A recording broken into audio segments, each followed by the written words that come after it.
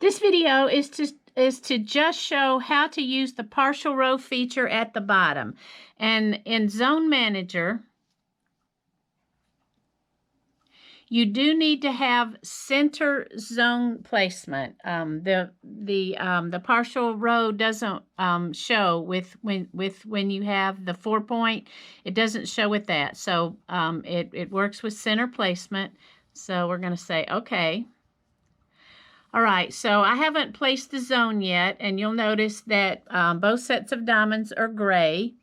I'm going to go ahead and place my zone, and I'm just using what's on the rails just to have something to go by. This isn't really what I'm doing here, but so if I were at the bottom of my quilt, okay, and so we'll pretend that this white block is the very bottom edge, and the lowest I would want a stitch to go would be just I'll just use my hopping foot there. Say that's where I would want the lowest stitches to go. Maybe my bottom edge is super straight and I don't need much below it. So I am just moving my needle over where I want the lowest stitches to hit, okay?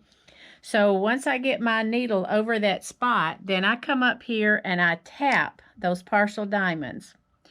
So now what happens is it says out of safe area and the screen is pink, but that's okay. That's how this feature works, so don't let that scare you. If you decide, you know, I don't think I want it exactly there, you could touch the full diamonds. It's a toggle between the two, and you could reset it somewhere else and touch the partial diamonds again.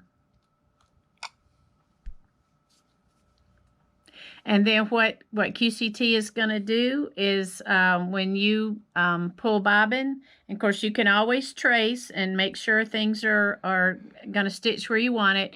But once you tap those partial diamonds and you get this screen, then you're ready to pull bobbin, and the machine will move over to where your green dot is, and it's going to stitch. And when it gets to this bottom area, there will just be a straight line stitch here between the areas. There won't be any jump stitches.